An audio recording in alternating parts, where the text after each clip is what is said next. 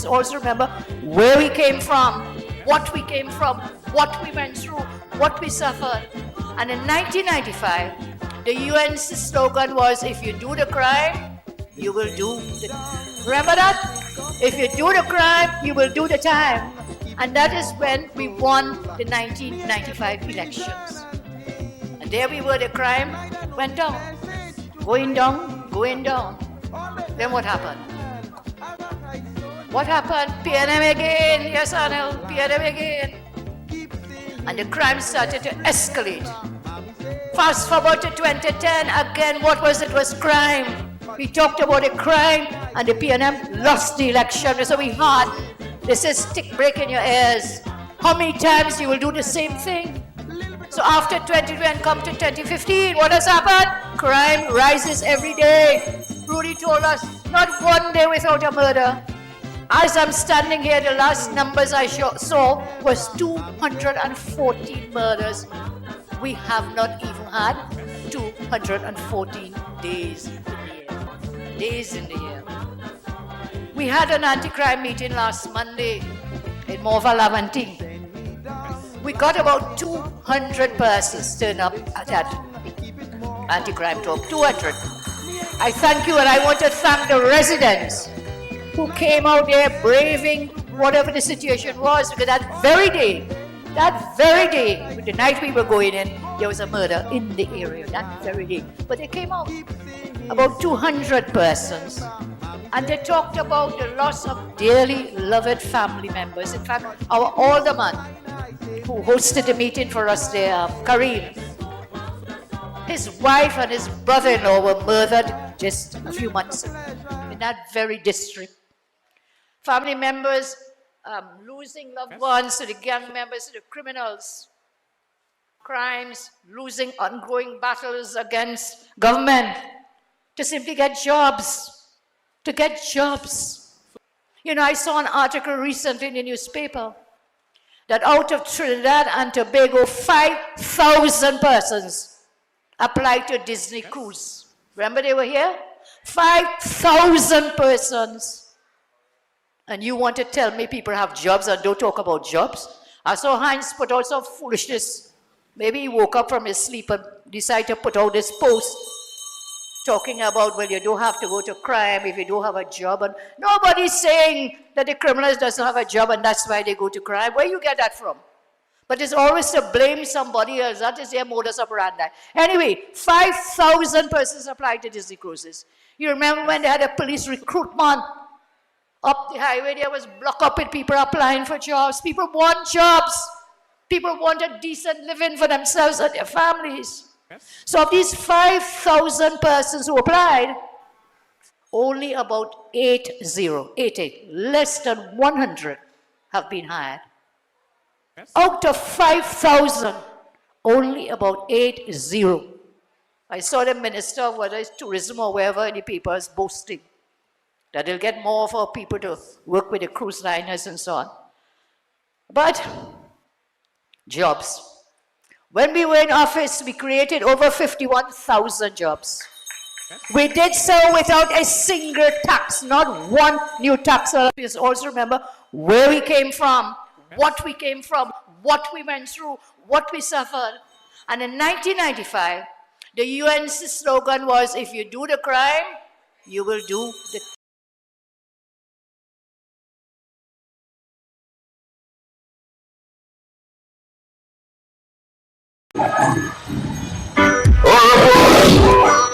Welcome the lion, the royal lion.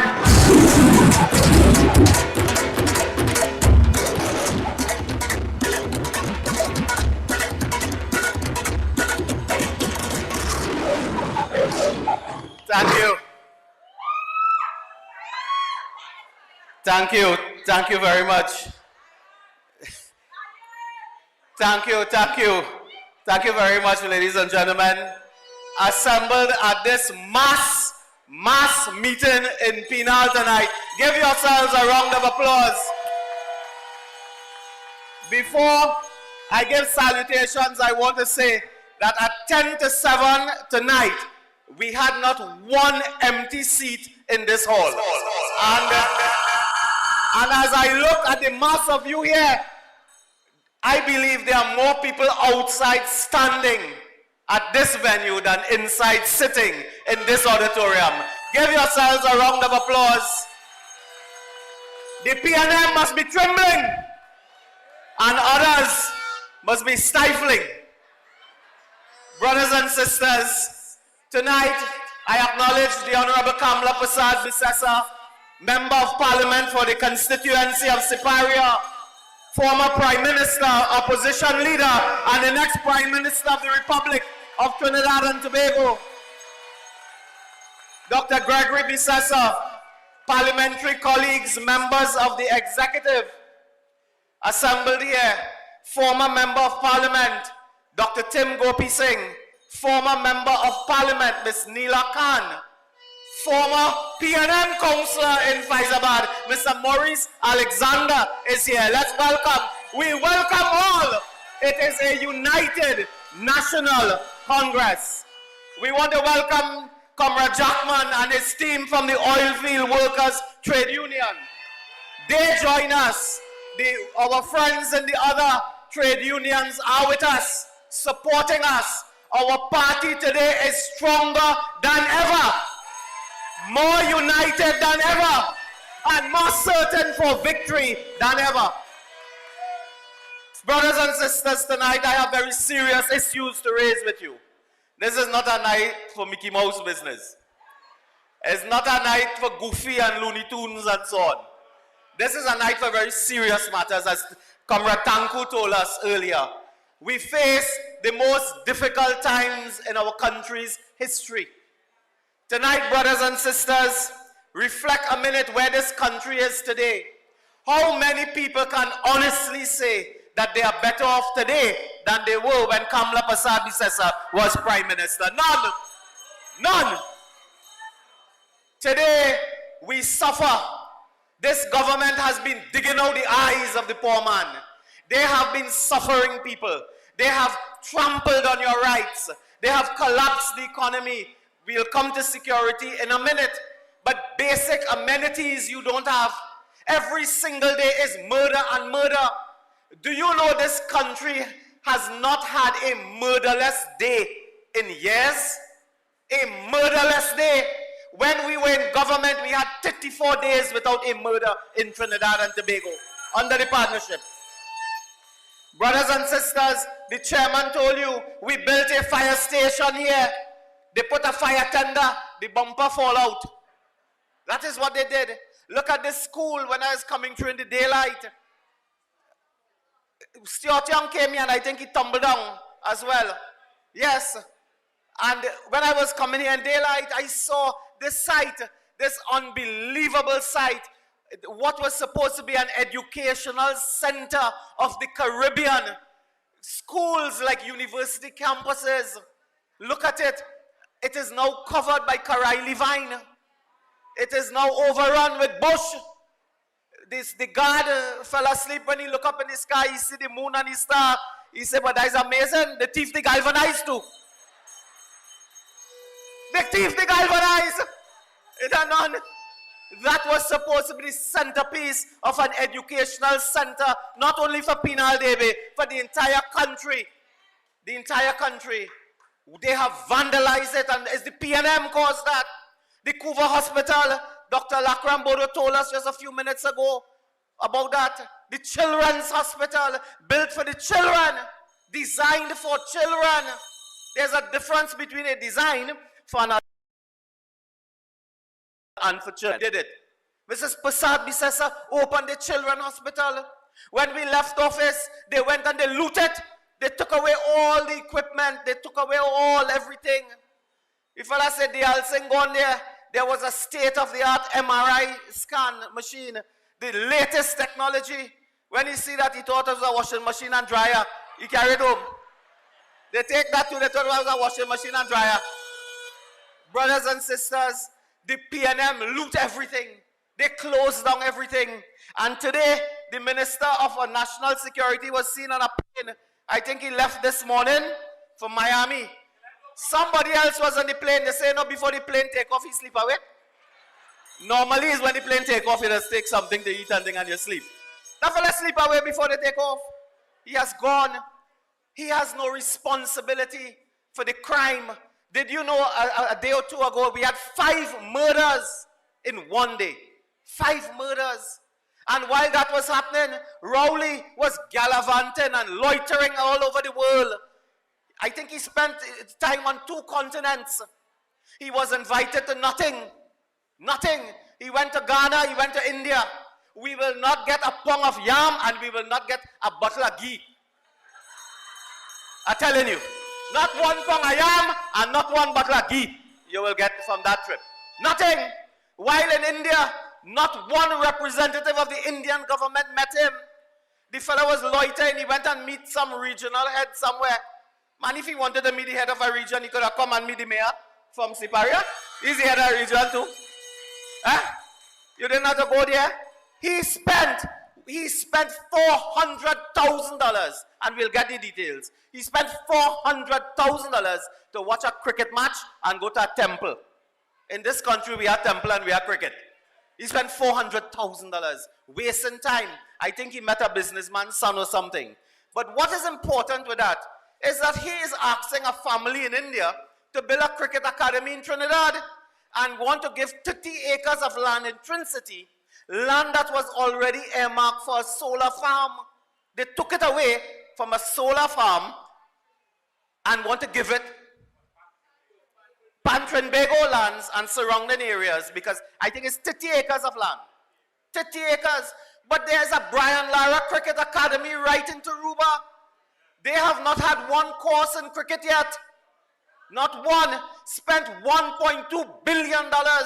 You know the initial budget for that was $275 million. It went to $1.2 billion. And cricketer Dr. Gopi Singh, you will want to know that they're just putting out tenders now for repairs to the Brian Lara, which they opened just a few years ago. $80 million in repairs. That is the scandal we face. While that is happening, brothers and sisters, I want to tell Mr. Ambani, of course we have great respect for Mr. Ambani, his family and so on. Please, don't put no money in Keith Rowley Hannah. Don't give him none, because you're not sure what he will do if you give him the money. Leave that deal right there. We will look at it in due course, I'm sure. But we do not want the Rowley to be taking no money. He will take that to pay off for Balize House and to campaign. If you give him money, nothing for him. Nothing, absolutely nothing. While that is happening, rampant corruption. Today, I got another piece of information. Kevin, you have that WASA business you can show on your screen, I believe now. At the WASA, do you know why they are trying to smother and hide this report of the Auditor General? Trying to cook the books, as Dave told us earlier. They are doing that because it will expose massive corruption, brothers and sisters. Today we highlight for you, I think it should be on your screen as well, that in the Community Water Improvement Program under the Ministry of Community of Public Utilities, imagine a Community Water Improvement Program, a payment for $25 million was made to WASA under this program called Community Water Improvement Program for the financial year, of course. This amount was paid for the implementation of 15 projects of Community Water Improvement Program. The audit found they were unable to verify this payment with supporting documents, and the supporting documents were not presented to the auditor. $25 million in WASA projects. Ghosts. And they're coming and down to fool you in Queen Anne, Mount Diablo and other places, I believe. Coming to open tap. And sometimes, regrettably, I see some of our own members of the party, they go to open tap. And they go to open tap and take picture and clap and so on. And that is mama guy. It have no water. And that is bubble. $25 million cannot be accounted for in the Community Water Improvement Program by this government, brothers and sisters. So others, our Shadow Minister of Public Utilities, Barry, will speak more on that, I am sure. But I want to get along to two other issues very quickly, brothers and sisters. And one issue deals with this matter of the SSA. You know what is the SSA? And don't spell that backward. Now, this SSA, I'll get your attention. The SSA, spelled Strategic Services Agency, that is a spying institute, a spying agency. Now, all over the world, all of you watch TV and things, you hear of CIA, Mossad. Where's the one in Russia again? They have something there too. KGB and so on. In Trinidad, we have an agency established by law by the administration of Kamla Prasad Bisesa. We put the law in place for that. Because in doing police work, the police depends on what is called intelligence. Now, intelligence is not evidence. You can't charge nobody intelligence, but you have to collect intelligence to investigate. Police depend on that. They depend on that. Today, Keith Rowley, Hines, Young, and others have gone on a witch hunt, firing the director of the SSA, other staff members of the SSA, on all kind of crazy grounds that they transfer weapon illegally and gun illegally. They're cooking up all of that. As I said before, oh, what a tangled web we weave when first we practice to deceive. They want to deceive you. They say they're transferring gun. Police always transferring gun from one police to the next. That is normal. It happens in every police station. But they had an investigation and they want to they remove the staff. Today, the police cannot depend on this unit, critical, to get intelligence to solve crime. Policemen now have to find somebody with a crystal ball. They had to go by Obiaman and Pundit and thing to find out what happened. With the car that committed robbery, it was a blue car or a green car. They had to go by Obiaman to find out that. Because the intelligence agency has become dysfunctional, inoperable. It is not working. And I tell you this because it is not one type of crime. It is every type of crime that they collect intelligence on. White-collar crime, murder, gang violence, and so on. So if you have no intelligence, how could you ever prosecute anybody? How could you move to get evidence? And that is the problem. And now we have a more bizarre development taking place that I will tell you about.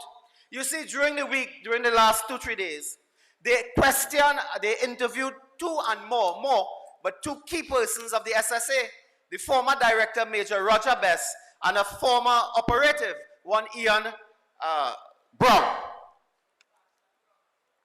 Master Brown. When they were doing those interviews, it became clear they had no evidence. So do you know the DPP instructed the police to let go those persons, to send them home? You can't keep them if you don't have evidence, you don't have anything to go by to charge them. So the DPP ordered the police. Do you know the police who investigating this is the same one who went to Barbados to abduct Brent Thomas? It is in a judgment. How coincidental it is that the same police, not one, two officers involved, who went to Barbados, where a judge said they abduct a citizen in Barbados, they investigating the SSA now. So when they go now, they realize that they cannot charge, so they're looking to widen this investigation. You know what is going to happen soon? They will now have to go and question, or detain, or arrest, or charge the Chief of Defense Staff of Trinidad and Tobago. The head of our defense force. No, he is Vice Air Marshal Darrell Daniel. That is the man. Correct? Yes, Wade? That guy was also assisting the SSA in the conduct of their duties. Now he has to keep his lawyer on speed dial. And as Saddam will say, he has to have a good, clean deed. Because the police have an interest now on what they were following the law, conducting the business of the SSA. But you see, they had a deeper, demonic reason for touching the SSA. The PNM has an operative, a junior constable, and they wanted to give him the authority to do spying because they wanted to spy on the UNC, politicians, opposition leader. They wanted to spy. And when the SSA persons tell them, no, you can't do that, we can't do that, we don't do that, they wanted to hand over all the equipment to junior constable who reports to Fitzgerald Hines. That is what they were doing. And they want all this to be controlled by a small little unit of police as part of a particular branch. And Roger Best and others say, no, that is outside of the law, we cannot do that. Do you know 2 or 3 days ago, the same sleepyhead, he wake up in the parliament for 5 minutes. And he confessed it is in the parliament record that police was following members of the opposition. He confessed that in parliament, is on the record now. We said nothing. Because quite frankly, people told me, colleagues tell me, jump up, you must withdraw. I said, no, let him put it on the record. Don't withdraw that. He confessed that police was following UNC MPs. How he know that? How does Fitzgerald Hines know that? What business of his? But you see, they want to control all the spying equipment, which they got as a donation from a foreign government. And the persons in the SSA stood up to them. So brothers and sisters, this is a very serious matter. You'll hear more about it. When we appointed a young lady sometime during our tenure, I think she lasted for 1 day. It had to be less than a day. Not even. I think she lasted a few hours in a day and was removed forthwith. Didn't cost the taxpayer 1 penny. They made a big thing out of that, a whole campaign about this man, calling his name all over the planet. Today, the SSA has collapsed. The entire intelligence community has collapsed. And Rowley said, I didn't know that blindsided me. But he is blindsided in any case. I don't know what else blindsided him. So, and he says that he came last night from a plane somewhere. And he said, Trinidad and Tobago is now the playground of criminals. But Mr. Rowley, you are the caretaker of the ground. So if we are the playground of criminals, you are the caretaker. It is your job. It's not our job. It is your job to fight crime. So brothers and sisters, and related to that, I will tell you, my time is coming to end. I really want to hear, and it'll be him now. I think I'll hear him later. But in closing, I will tell you that the CCTV cameras, the UNC, do you know how much information, exposure your United National Congress, your opposition leader, your MPs have exposed in this country? I am making a list. The mosquito crack, the OAS arbitration, we can call all the crisis in the finance sector that we expose, the health sector, the Ministry of Health building, all the UDCOT project, the Central Block. Rowley said in Parliament, he didn't know about the Central Block, what happened with Shanghai. But we told him, we have been working, exposing, holding the government to account. And now people come to jump up and say, you can't win, we are going to win. I want to tell them, they're not going to win. They're not going to win. They're not going to win. But tonight, this is not the platform for that. I hope we get the platform very soon, because I saw a banner here. The stars are in alignment. There's a banner here saying they're waiting on the stars. And tonight, it is a night not only of Moonilal, but it's a night of stars. And we must welcome the stars as well. So brothers and sisters, this is the crisis we face. This is why we need a strong executive. This is why we have a strong political leader. We are one leader, one team. Onwards to victory. In the last local government, we beat the PNM. We beat them. So how can you say we can't win? That is PNM propaganda. That is the PNM narrative. Ours is we will win. We will win. Repeat, we will win. We will win.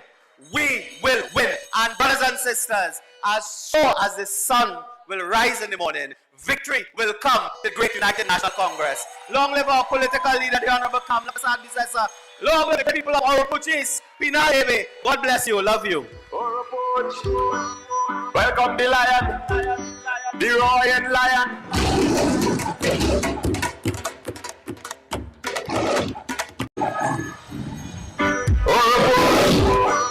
Welcome the lion, the roaring lion.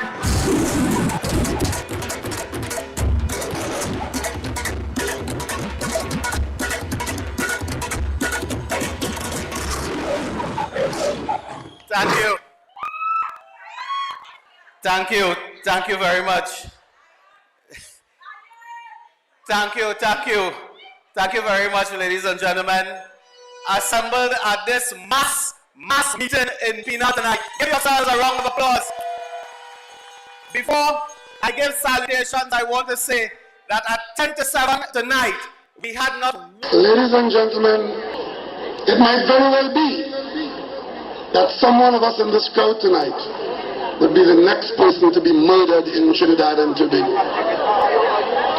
It might very well be that one of you listening to me right now could be the next person to see, sure that we are protected from all harm, both internal and external. It is the same with that the government of Trinidad and Tobago has a responsibility to ensure that what I have just described to you is not the condition that should prevail with respect to national security. And the government knows this, you know. The PNM had that responsibility before.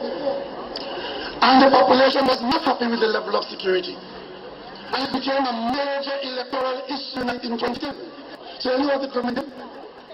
This government did what it has always done. set out to lie to the people of Trinidad and Tobago. Because the world is watching us, you know. I'm talking here about the opening of the year 2013, 7th of January.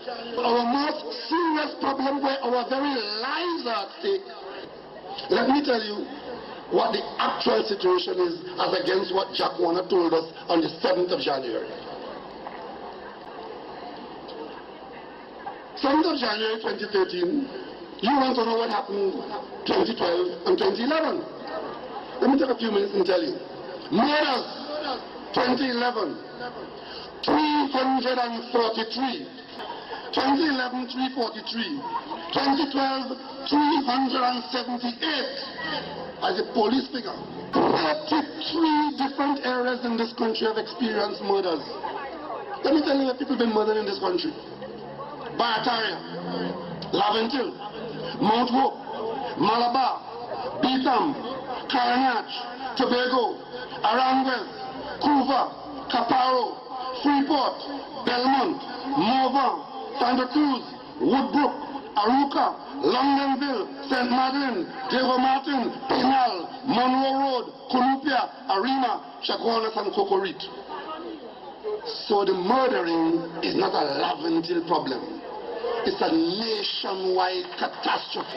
Long ago they said crime didn't pay. In the 21st century, crime does pay some people and pay them very well. But at the end of the day, there are 3 areas that you have to focus on as the government to respond.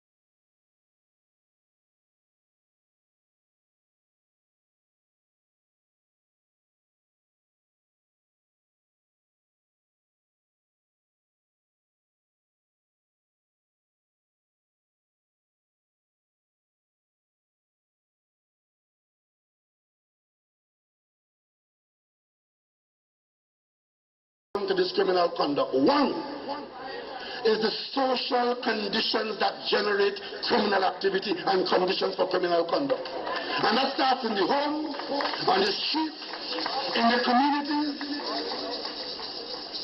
And then you have to look at the economy that is required to perform well enough to give you the resources to respond to the social pressures that generate crime.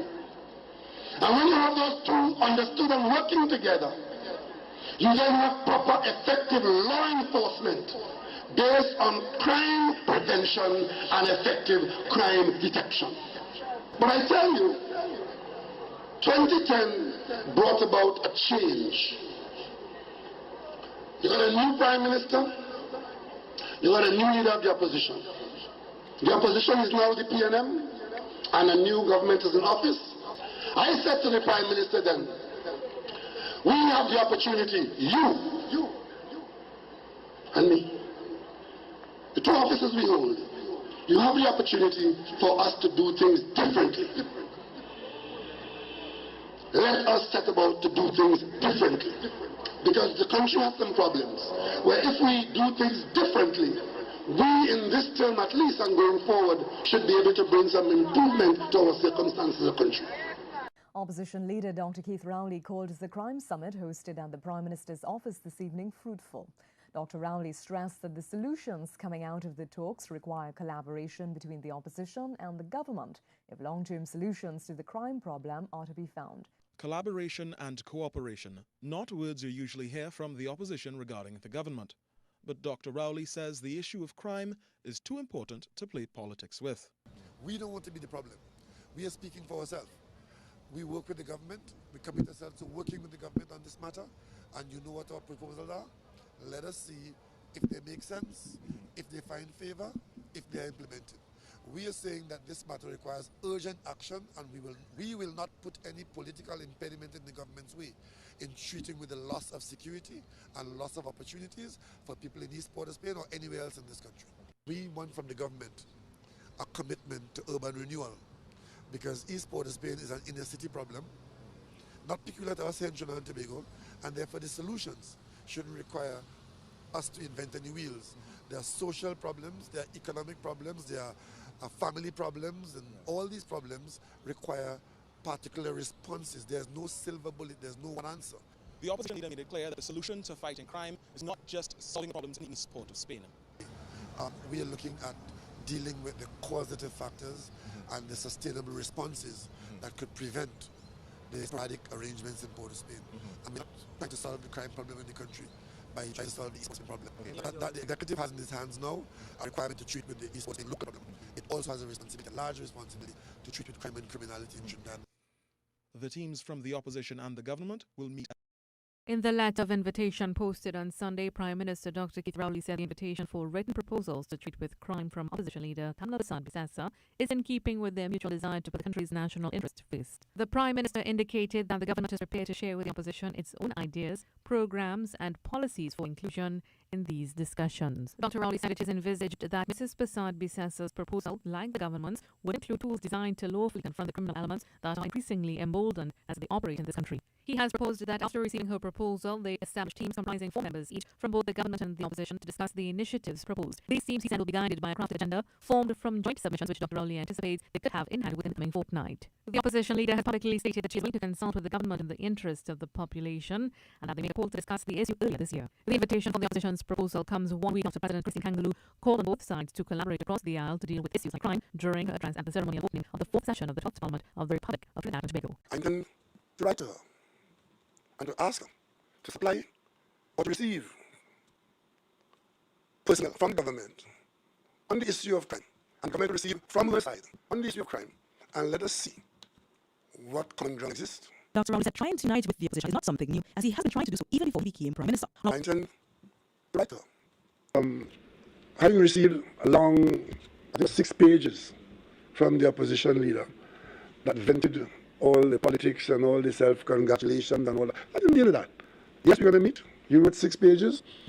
We sent back a list of the known and even unknown areas of legislation where the opposition had not been welcoming to our ideas. And of course, we said, we are going to deal in these talks with what you bring and what we bring. But you have to have some order. 8 people for him for it. And of course, we said the Attorney General would chair. And that seemed to have immediately offended the opposition. How could I dare the Attorney General? And we have 5 people and they have 4. They insist that it must not be the Attorney General because there are 5 and there are 4. I didn't know it was a voting process. I thought we were meeting to talk.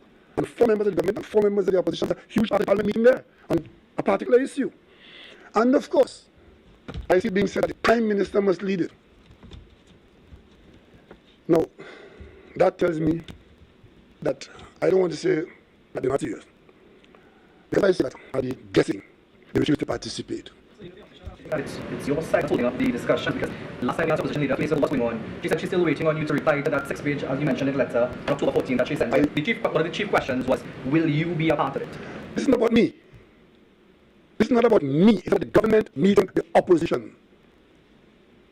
They deal with personalities. We deal with institutions. So when you come to tell me what crime, talk something like, look, I will meet you anywhere, anytime, any place, any day, Rowley. Anywhere, and I'll even take over the pavement from Rudy to and on the pavement as well. We are not afraid of you. We have the plans, we have the policies, we have the programs, we have a track record. And we brought serious crimes down to the lowest in 30 years, man. So read and learn, listen and learn. And I don't understand why he's so reluctant to come out as the head of a man, the head of the National Security Council, to discuss the most deadly thing happening in our country now, crime. Why you breaks in? Why you ducking and hiding? Why? Answer us that. And I wrote to you, in good faith, after I called for these anti-crime talks in April of this year. He refused, you remember that? No way, no. And when the president made a call, And on that same day in Parliament, all of us were there after the sitting, and the media was interviewing. I said, sure, we are willing to meet if we could save one life. If we could save one person from injury, we will meet. I intend to write to her. Having received a long, I think it was 6 pages from the opposition leader. Yes, we will meet. We wrote 6 pages. We sent back a list, 8 people for him for. And of course, we said the Attorney General would chair. And that seemed to have immediately offended the opposition. How could I dare the Attorney General? And we had 5 people and they have 4. They insist that it must not be the Attorney General because the government will have 5 and they have 4. We will find the time, the space, and the place. We will meet. And after we all said that, Rowley write me again home. He said, look, this is my team. A set of different conditions from what was previously agreed. First, he told us, you name 4 and we will name 4. When you write me back now, after I sent all our recommendations, I don't know, pages, he said, oh God, the letter was too long, first of all. And if I can't focus for long now, so he found the letter was too long to read. This is where I had put in all our plans, our policy, some of them for him to see, and to come up and again. Then he writes back now, letter too long. I had TV complaint, letter too long. And then he said, listen, you all would send 4 persons, don't get me, but the government will send how many? 5. See, already lopsided thing. Lopside, flip side, whatever side you want to call it, just upsided the upper card, and the orange card too. Okay, fine.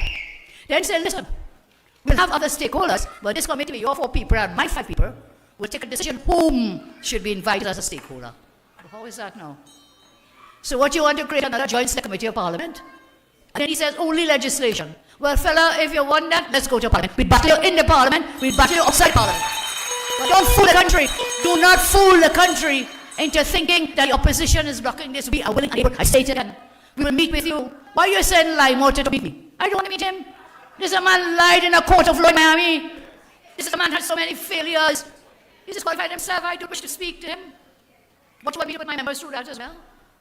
So you send Limo, and he said somebody worse ministers on that committee. Boy. The few fellows he said from Steve, I mean, what can they tell us? How can they help us? And on top of that, when he said we want a stakeholder to come. For example, I'd like to see Gary Griffith as a stakeholder. Man has experience. He was my national security minister for a while, and then he was your commissioner of police. So what's wrong? But then, no, you change it up. You will have 5, I will have 4, and you'll say, no, we don't want Gary. We don't want you. We don't want you. We don't want you. At the end of the day, it's just going to be a talk shop, a PNM talk shop. We will get absolutely nothing done.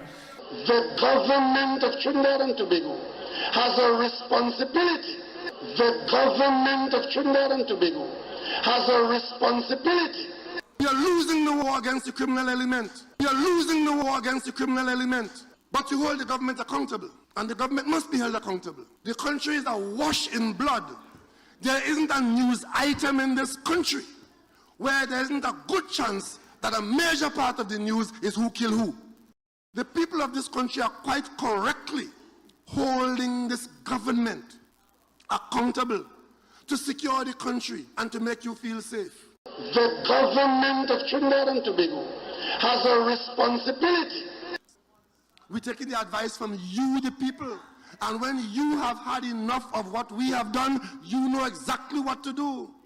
You know what to do. Your vote will decide our destiny. Your vote will decide what you want to be.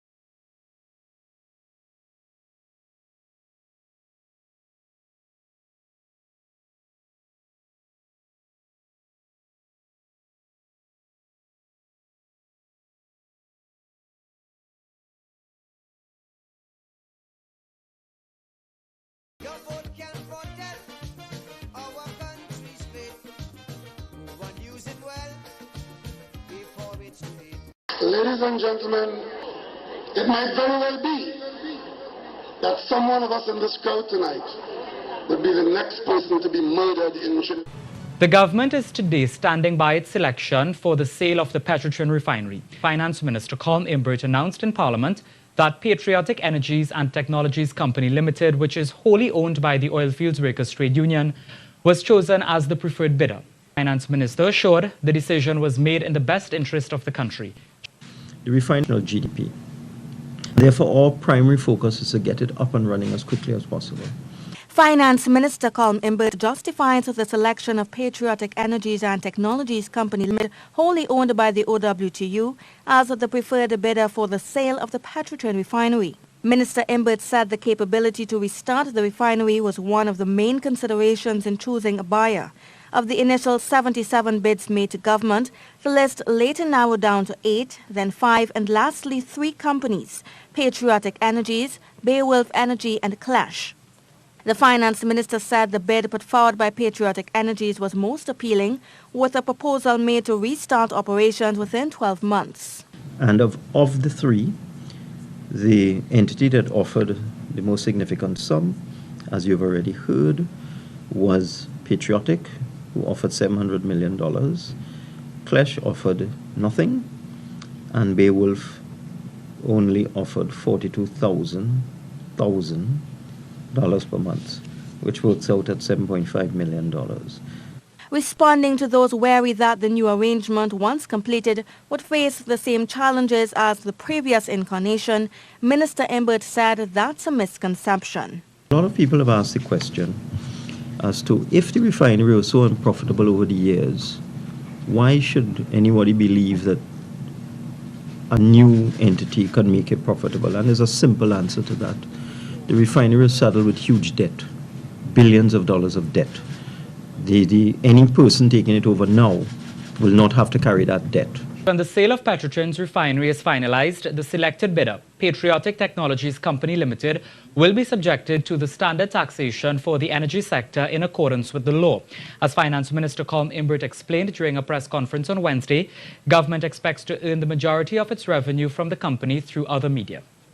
We expect to get revenue from the economic activity that is created by the startup of the refinery, from income tax, from value-added tax, from the spin-off multiplier effect in the communities around the refinery, and from the payments when they start to pay us. And Energy Minister Franklin Can has assured the OWTU won the refinery bid fair and square. He was speaking at the opening of the NP service station on the highway in El Socorro on Wednesday.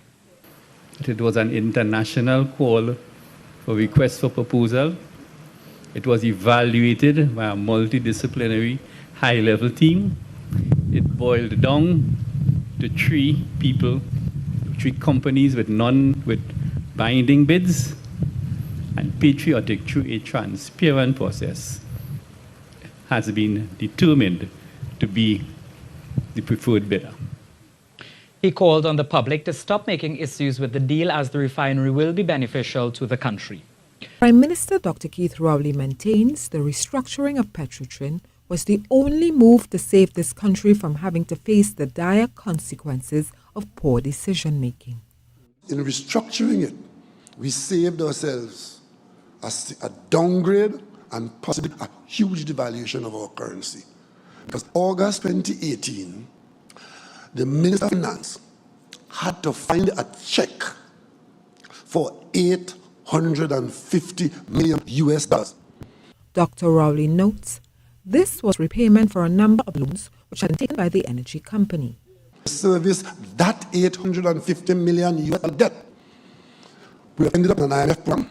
We would have ended up with a devaluation of the currency, and we would have ended up with a quality of life in this country that we had not anticipated in any small measure. The Prime Minister said Petrotrin could not pay the money, but after the restructuring, Heritage is able to make the repayments. We were refining other people's oil, buying it at over 100,000 barrels per day, refining it in our refinery, guaranteed to lose between $7 and $15 a barrel. And the projections for the 5-year period in front of us, 2018 going forward, was for a guaranteed minimum loss of $5 billion. When the refinery was being operated, they were net foreign exchange. When the refinery was being operated, they earned enough foreign exchange from sales, so that they earned more foreign exchange from the sales of refined products, from fuel, from gasoline and diesel, than it cost them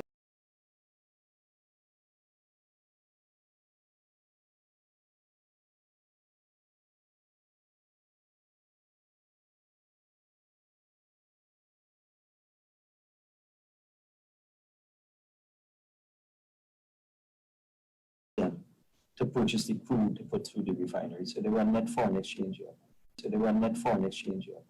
When the refinery was being operated, they earned enough foreign exchange from sales, so that they earned more foreign exchange from the sales of refined products, from fuel, from gasoline and diesel, than it cost them. So they were net foreign exchange. When the refinery was being operated, they were net foreign exchange. We were refining other people's oil, buying it at over 100,000 barrels per day, refining it in our refinery, guaranteed to lose between $7 and $15 a barrel.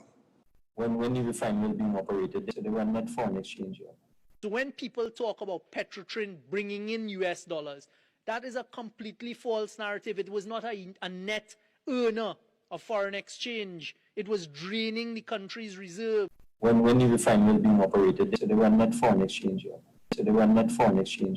My name is Gary Aboud. I am the Corporate Secretary of Fishermen and Friends of the Sea, Trinidad and Tobago. We went under the Freedom of Information to the Ministry of Energy, and we got the exact data.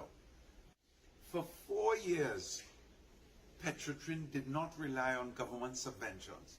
So 2016, 17, 18, Petrotrin were not given 1 penny from central government. But yet the Prime Minister and members of his cabinet kept speaking about Petrotrin like if they were going to sing the national economy, saying that if they were kept going, they would lose $2 billion a year.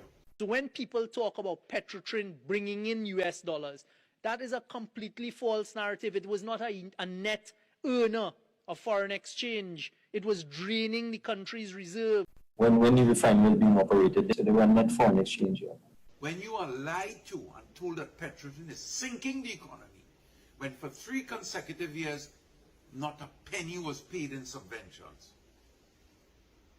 how do you feel? In restructuring it, we saved ourselves a downgrade and possibly a huge devaluation of our currency.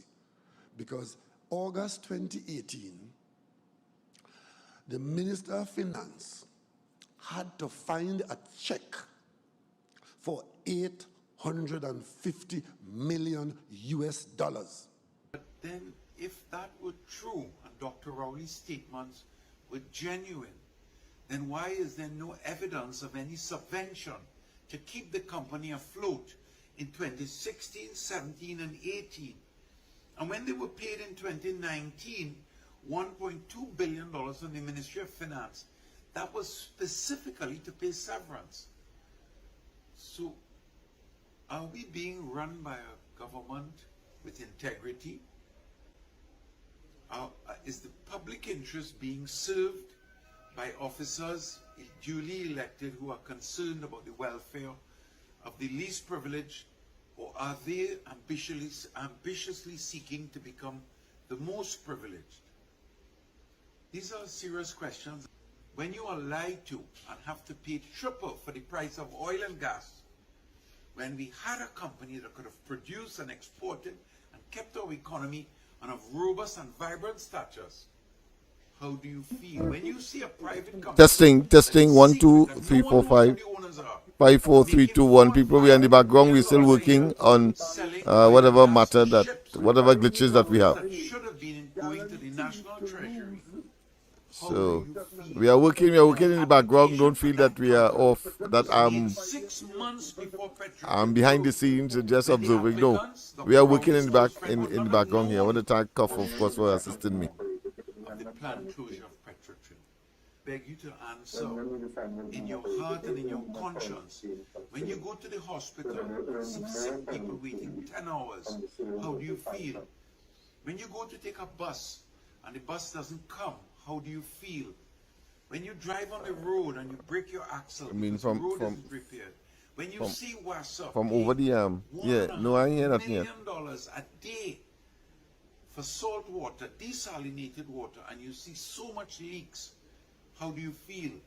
When you see a prime minister passing legislation that himself and the president should be paid their full salary for the duration of their lives as pension, but everybody else gets less, how do you feel? I feel sad when I see children fighting that don't have proper education, when I see people suffering, pensioners, when I see the Blind Welfare Association underfunded, PAVI, I don't feel good. I don't feel proud. I don't feel patriotic.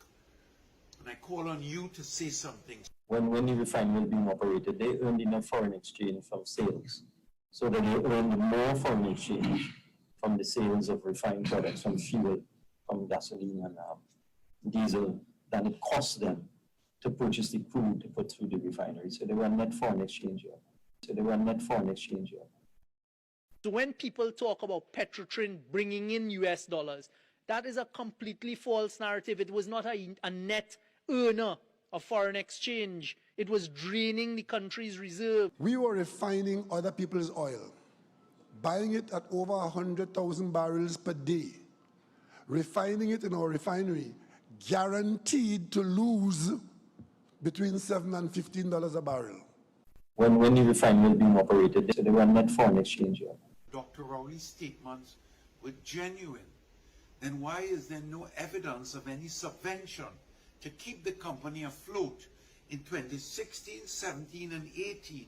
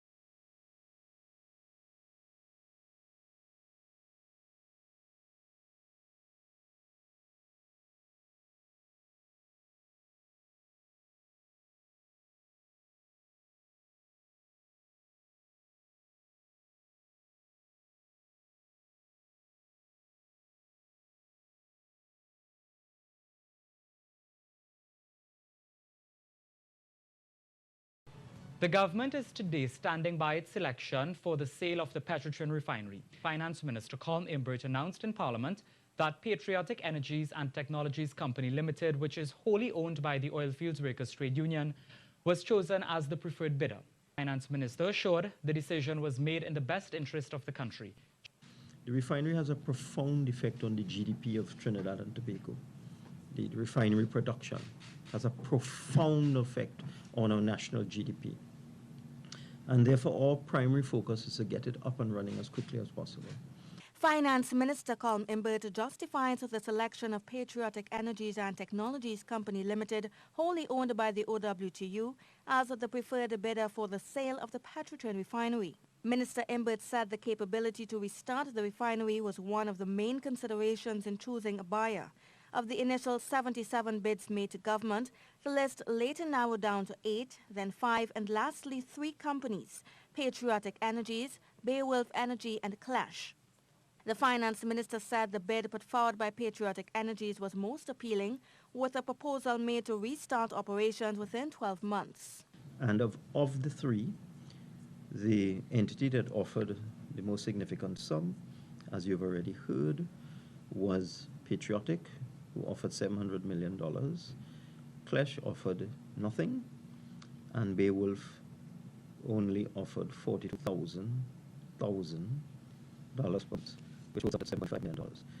Responding to those where the new arrangement, once completed, would face the same challenges as the previous incarnation, Minister Imbert said that's a misconception. People ask question as to if the refinery was so profitable over the years, why should anybody believe that a new entity can make it profitable? And there's a simple answer to that. The refinery has a huge debt, billions of dollars of debt. The new person taking it over now will not have to carry that debt. The sale of Petrotrin refinery is finalized. The selected bidder, Patriotic Technologies Company Limited, will be subjected to the standard taxation for the energy sector in accordance with law. As Finance Minister Colm Imbert explained during a press conference on Wednesday, government expected the majority of its revenue from the company through other media. We expect to get revenue from the economic activity that is created by the startup of the refinery, from tax, from value-added tax, from spin-off multiply affecting communities around the refinery, and from people when they start theirs. Energy Minister Franklin Can has assured that the OWT won refinery bid fair and square. He was speaking at the opening of the NP station on the highway El Socorro on Wednesday. It was an international call for request for proposal. It was evaluated, a multidisciplinary high-level team. It boiled down to 3 people, 3 companies among binding bids, and Patriotic, through a transparent process, has been included to be the preferred bidder. He called on the public to stop making issues with the deal as refined will be beneficial to the country. The Minister of Keith Rowley maintains the restructuring of Petrotrin was the only move to save this country from having to face the dire consequences of poor decision-making. In restructuring it, we saved ourselves a downgrade and possibly a huge violation of currency. Because August 2018, the Minister of Finance had to find a check for $850 million US.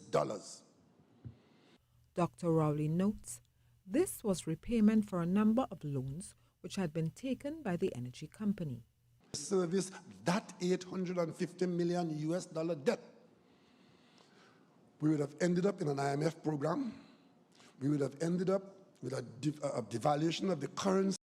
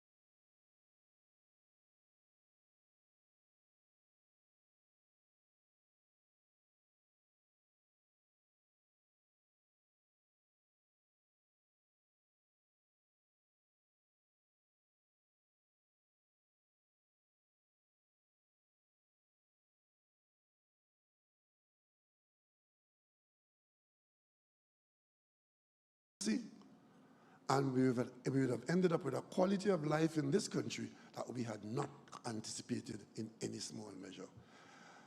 The Prime Minister said Petrotrin could not pay the money, but after the restructuring, Heritage is able to make the repayments. We were refining other people's oil, buying it at over 100,000 barrels per day, refining it in our refinery, guaranteed to lose between $7 and $15 a barrel. And the projections for the 5-year period in front of us, 2018 going forward, was for a guaranteed minimum loss of $5 billion. When the refinery was being operated, they were net foreign exchange. When the refinery was being operated, they earned enough foreign exchange from sales, so that they earned more foreign exchange from the sales of refined products, from fuel, from gasoline and diesel, than it cost them to purchase the crude to put through the refinery. So they were net foreign exchange. When the refinery was being operated, they earned enough foreign exchange from sales, so that they earned more foreign exchange from the sales of refined products, from fuel, from gasoline and diesel, than it cost them. So they were net foreign exchange. When the refinery was being operated, they were net foreign exchange. We were refining other people's oil, buying it at over 100,000 barrels per day, refining it in our refinery, guaranteed to lose between $7 and $15 a barrel. When the refinery was being operated, they were net foreign exchange. So when people talk about Petrotrin bringing in US dollars, that is a completely false narrative. It was not a net earner of foreign exchange. It was draining the country's reserve. When the refinery was being operated, they were net foreign exchange. My name is Gary Aboud. I am the Corporate Secretary of Fishermen and Friends of the Sea, Trinidad and Tobago. We went under the Freedom of Information to the Ministry of Energy, and we got the exact data. For 4 years, Petrotrin did not rely on government subventions. So 2016, 17, 18, Petrotrin were not given 1 penny from central government. But yet the Prime Minister and members of his cabinet kept speaking about Petrotrin like that they were going to sink the national economy, saying that if they were kept going, they would lose $2 billion a year. So when people talk about Petrotrin bringing in US dollars, that is a completely false narrative. It was not a net earner of foreign exchange. It was draining the country's reserve. When the refinery was being operated, they were net foreign exchange. When you are lied to and told that Petrotrin is sinking the economy, when for 3 consecutive years not a penny was paid in subventions,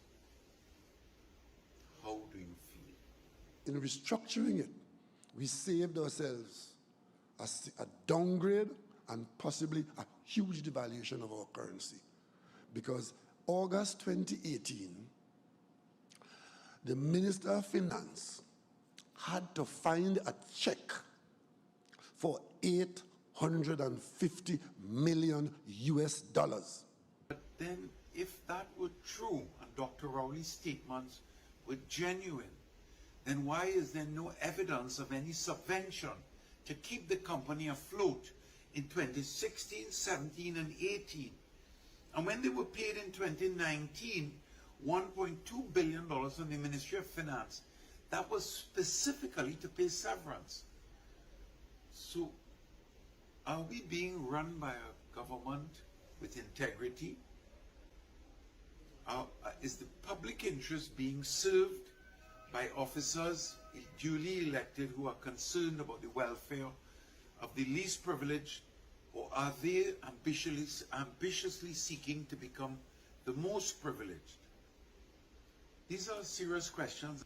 When you are lied to and have to pay triple for the price of oil and gas, when we had a company that could have produced and exported and kept our economy on a robust and vibrant status, how do you feel? When you see a private company that is secret, that no one knows who the owners are, making $400 and $500 million a year, selling oil and gas to ships, profits that should have been going to the national treasury, how do you feel?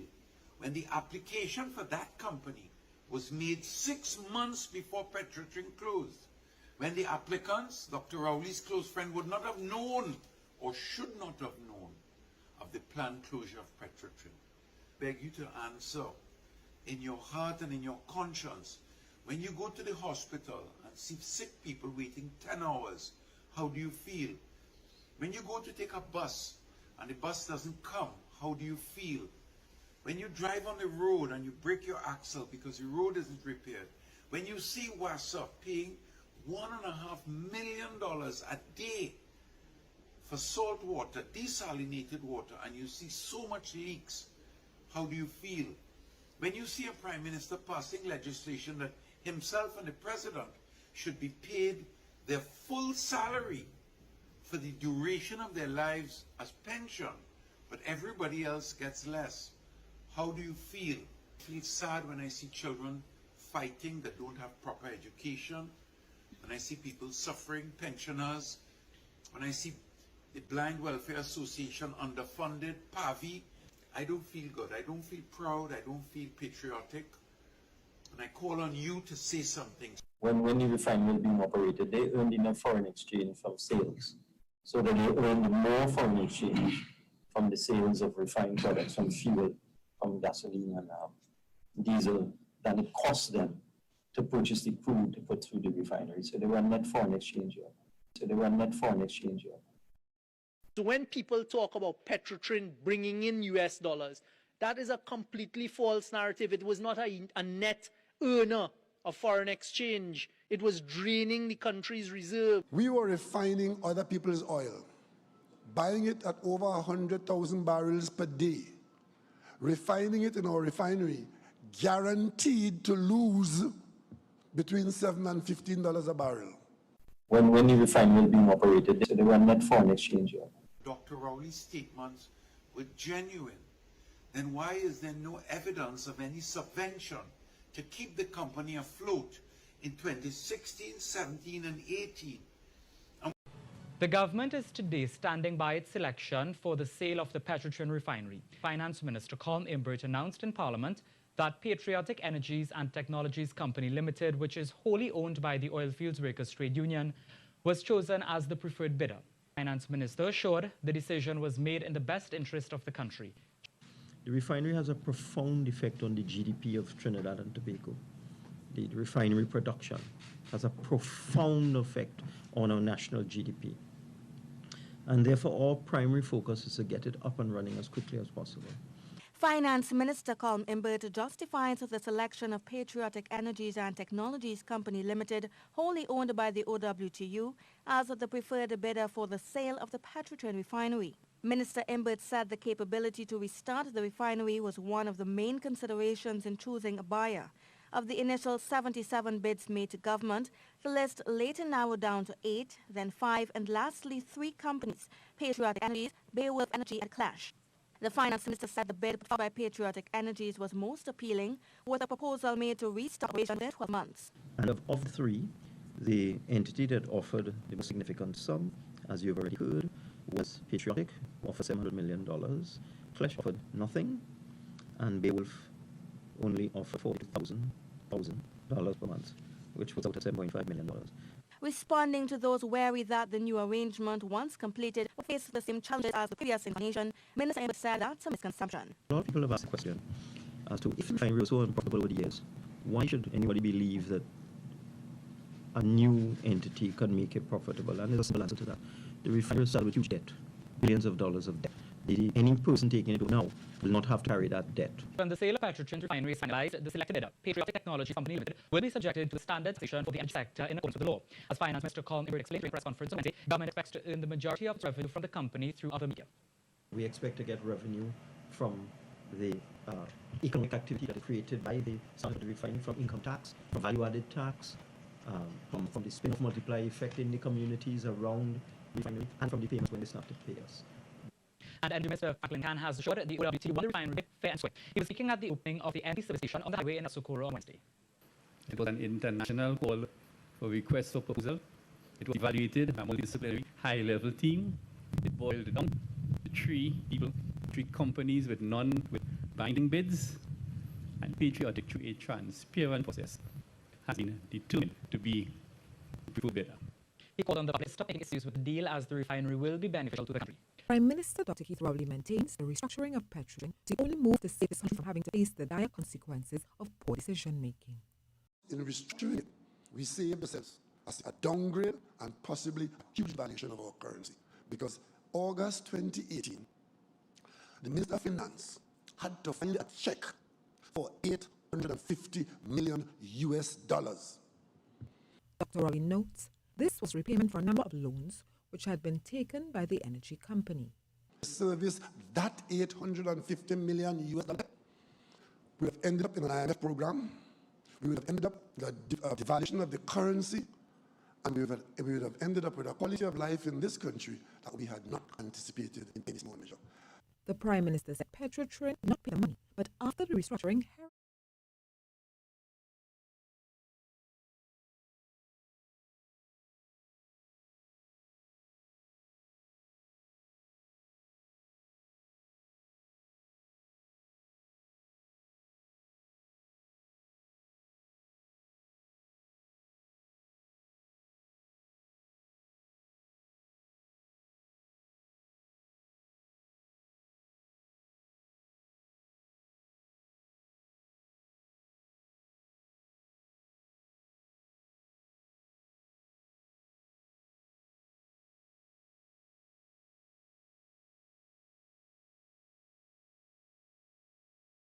took a deliberate decision to give Trinidad and Tobago the opportunity to grow outside our borders.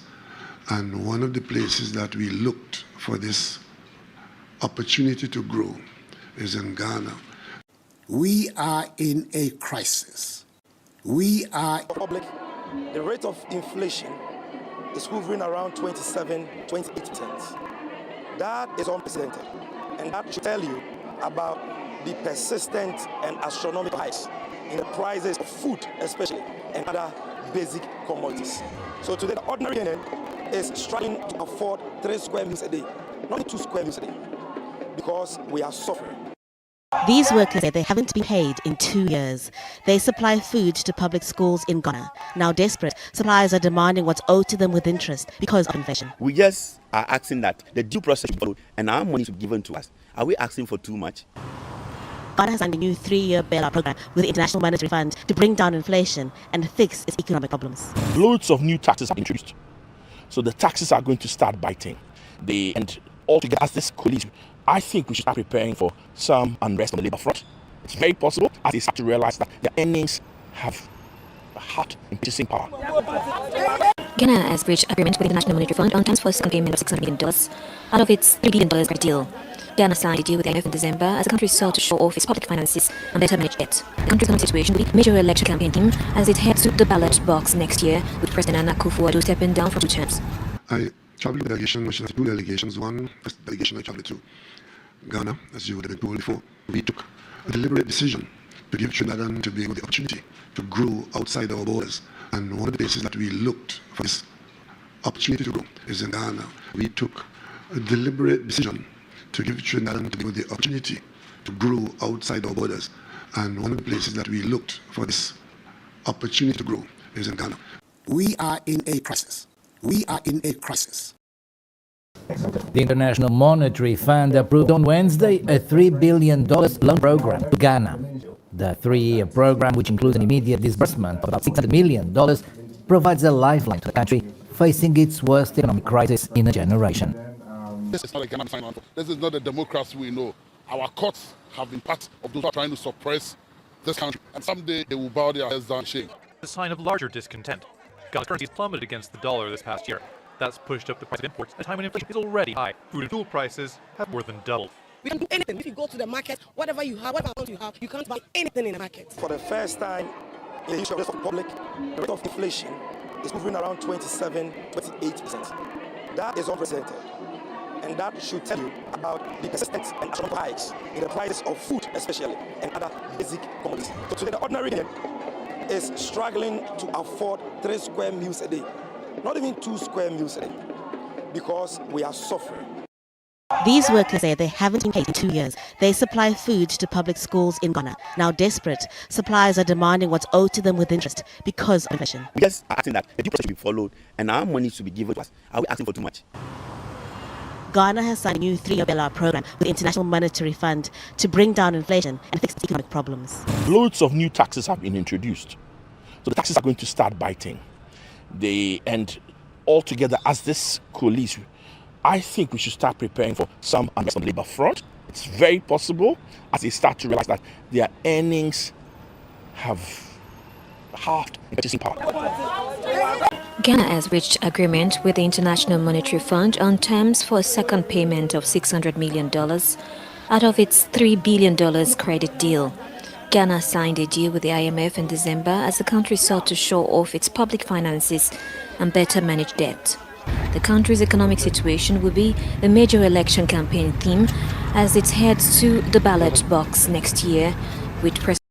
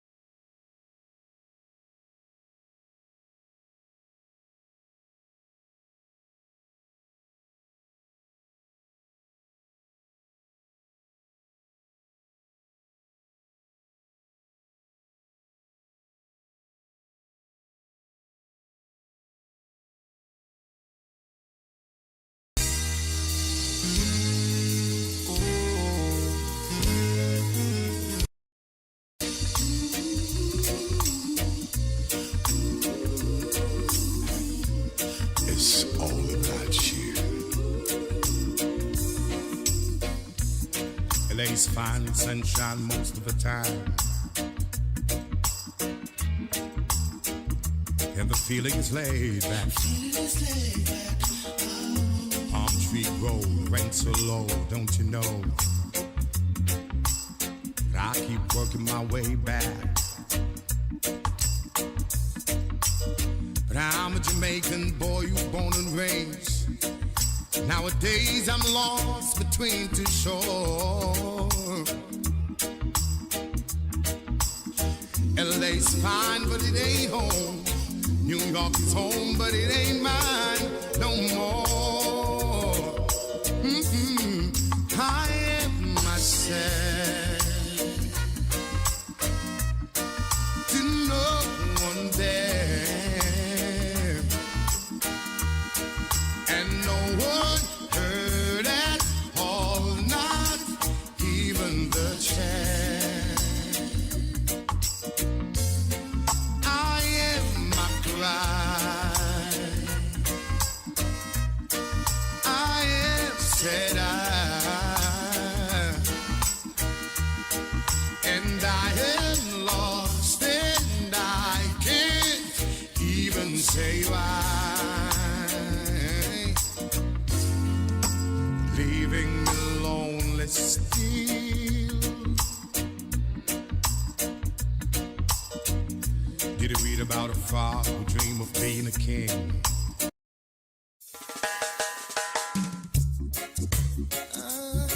I was a fool for you, a fool for you.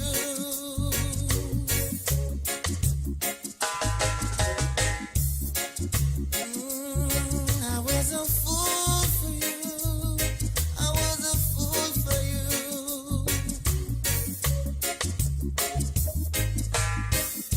I thought you'd have called me, baby, just to see you'd be late again. Thought you would care about me, said you were my best friend. Maybe you think I can't live without you. Maybe that's why you treat me so wrong. I I'm not obligated to you. I don't want it this way. Don't be staring through those brown eyes. You must have seen that this was coming. When I tried to talk to you, you turned away. You say you wanna dance. You don't ever want to argue. You wanna love the night away. Girl, I won't stay. You say you wanna dance. You don't wanna talk it over. You wanna love the night away. Girl, I won't stay. It's not that I don't really love you. Girl, I just don't love your style. All this time you've been playing with my mind. Now you're running out of time. Maybe my love means nothing to you. Maybe you see through the heart in me. Maybe all that you're thinking is wrong. Maybe my love ain't so strong. Don't be staring through those brown eyes. You must have seen that this was coming. 'Cause when I tried to talk to you, you turned away. You say you wanna dance. You don't ever want to argue. You wanna love the night away. But girl, I won't stay.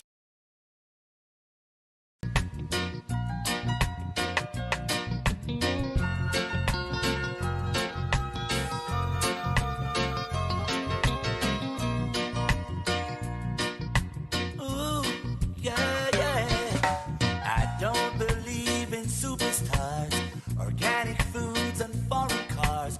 I don't believe in price of gold, that certainty of growing old, that right is right and left is wrong, that north and south can get along, that east is east and west is west, and being first is always best. But I believe in love.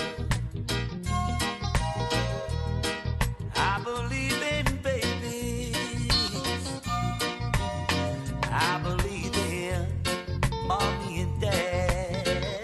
And I believe in you.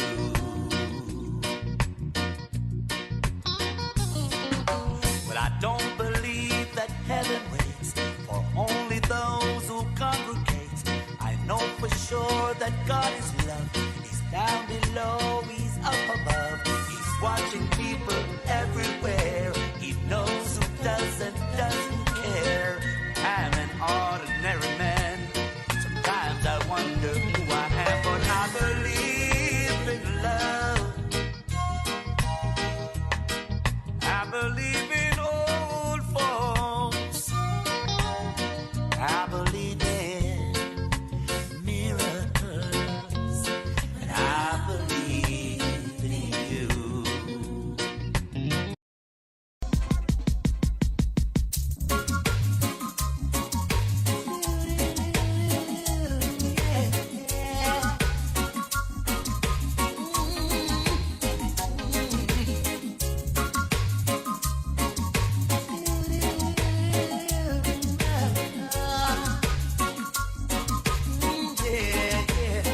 I'll be down by the river,